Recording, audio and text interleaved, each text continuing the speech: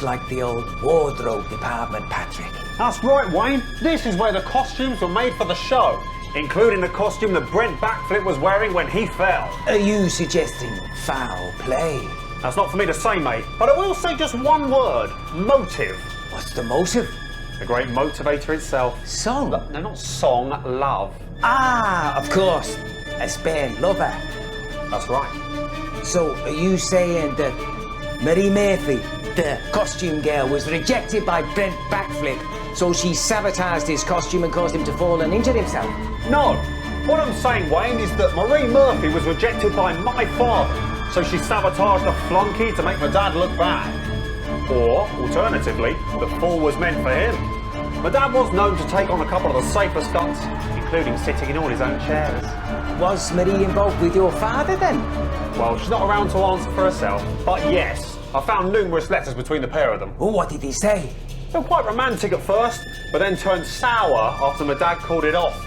She started demanding more, saying that her role didn't reflect her true value or something like that. The bitter ex wants more money. Precisely. And what about her death? Guilt, maybe? At hurting the wrong man? Or maybe for the fire? She mangles the wrong man and burns her ex's prize script, and so racked with guilt. I see it, Patrick, I see it.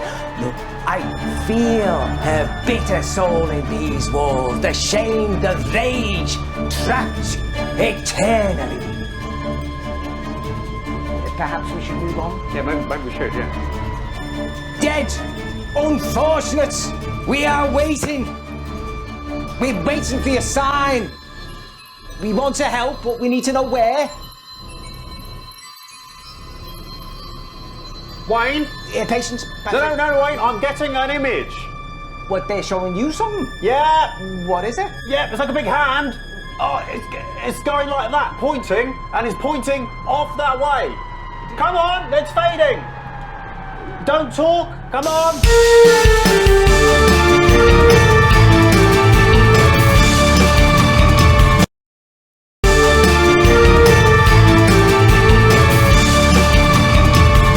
The prop store, vital to every production, and this one was no exception. Please do come in, Mr. Bannon. Does the name Cedric Sloan mean anything to you? Not really, should it? Well, perhaps. From what we could dig up, he was the prop master during the making of Dying is Another Man's Job. A very vital role, would you not agree, Mr. Bannon? I suppose so, yeah, it would be, wouldn't it? Not only that, but he was a military man, dishonourably discharged, no family to talk of, no friends, just his work, and then the accident. Yes, you're right, I remember now. Something about him making a prop that was too heavy, and then that could have been the reason Brent fell or something. Ah, so you do remember, Mr. Bannon. Well, the stories surrounding Mr. Sloan are intriguing, to say the very least. We do know that there was no love lost between him and your father. From what we can tell, Cedric Sloan claimed that Mr. Bannon Sr. looked down on him and the rest of the crew, believing he was too good for them. Now, that kind of attitude breeds resentment, and if there's enough resentment, that can attract some very nasty spirits, Mr. Bannon. No, I'm not sure any of this is fair on my father. I think by all accounts he didn't even know that man existed. It's hard to look down on someone you don't even talk to. But wasn't it true?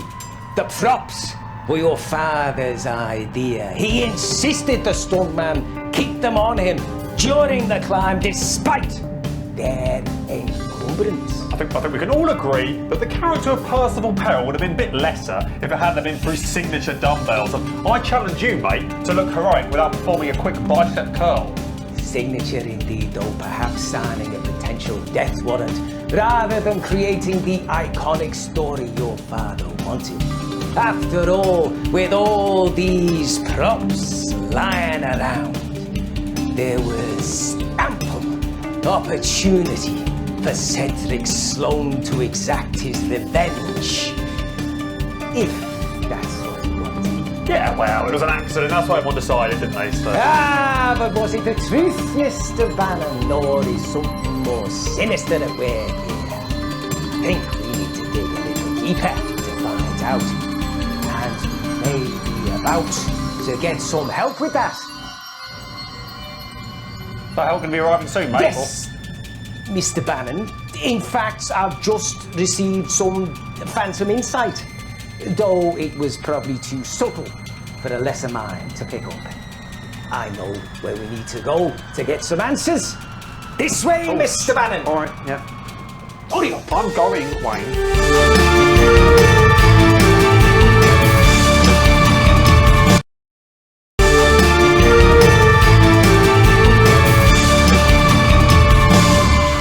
Come in, Patrick, the spirits are agent. Apparently so, yeah. So tell us what happened here. Well, Wayne, in this room is where the mishap happened. The negligent maiming of a stunt double. No. A tragic accident for which liability was never legally established. An important distinction. Graham, stunt double, Brent, I'm talking to you now. If you're out there, show us a sign.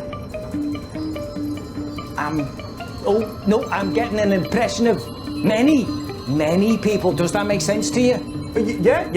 My dad had a lot of doubles. He had his stunt doubles, hand doubles, body doubles. Does Robert mean anything to you? Robert was his scale double, that's right. Whether he was shrunk or really far away in the distance. And now, I'm seeing two. Yes, two men that came as a pair, yes. Do you take that? Oh, yeah, that'd be Paul and Barry. Yeah, exactly. And who were they, Patrick? They were his arse doubles. Two arse doubles? Yeah, one for each cheek. My dad was an asymmetrical and a stickler for details.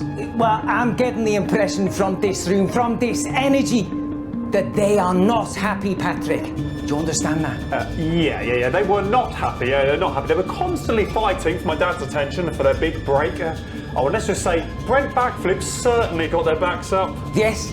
Yeah, I know. But, tell us specifically. Let's just say Brent couldn't keep his muffins in his tin. Oh, he fucked around? Yeah, he fucked around, yeah.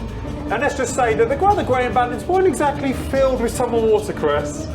They were pissed off. That's right, they were fucking pissed off, yes. So, what you're saying, Patrick, is there were an awful lot of men who all looked eerily similar, who all had it in for Brent backflip. Well, if I was being particularly dramatic then, yeah. Enough. We've said too much. We must go if we're to find the truth. I feel a tickling from across the barrier. Do you feel it? I thought it was you. They wish to take us to our final stop, where surely we will find that which we seek. Yes, something's coming through. Is it coming through today, or...? Shh, Patrick, these things can't be rushed. Though I wish the spirits would bloody hurry up. Yes, a voice in my ear. What? This way. This way, Patrick, follow me. Yeah.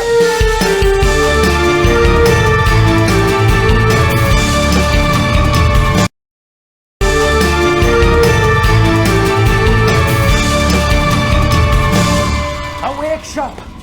Somewhere designed for creation, for crafting, for... Crying wolf? Yeah. No, Mr. Bannon. This is where misfortune gathered, culminating in a terrible accident. Well, it certainly was a terrible shame what happened to that man. Although Dad did say the only good bit of acting Brent ever did was when he was in that courtroom demanding compensation. There were a great many plausible causes for the accident. Some said it was because the costume was poorly constructed, that the girl hadn't made it fit for purpose. Others claimed the prop that Brent had to carry was far too heavy and the prop master should never have allowed its use. And still others argued it was the fault of the man in question that Brent backflip didn't act carefully enough despite all the precautions that were made for his safety. Yeah, and I think Dad agreed it was definitely one of all of those things, and absolutely nothing to do with the fact that he made Brent wear handcuffs for the climbing up the side of the building stunt. I wonder if there isn't another equally probable explanation there, Mr. Bannon. One less to do with the living and more to do with those who passed on and dumbbells. Obviously, you had to have the dumbbells. They were vital to the character arc. I mean, you can't do heroics without a quick bench press. Well, let's see if the spirits are willing to illuminate further on this mystery. Yeah, and it had to be dark. It's in the script. That's why the lighting was so limited. Yeah, clearly something went terribly wrong and the one man paid the price. The question we want to answer is, was it really an accident? Or was something more sinister at work? Something sinister? That's funny. That's what Dad said in the court case. They said sinister conspiracy. Oh, please, Mr. Bannon. Oh, I'm sensing something. Something the presence here needs us to pay attention to. They intend to lead us to our final destination, hopefully a revelation. Ah, yes. I see exactly, Pet. I don't know whether you could hear that, Mr. Bannon, but I have been told where we should go next. But it was only a whisper, so you probably didn't catch it. Didn't catch that one, no. Ah, never mind. I'm sure this is where we'll get many answers. Follow me. Righty-ho.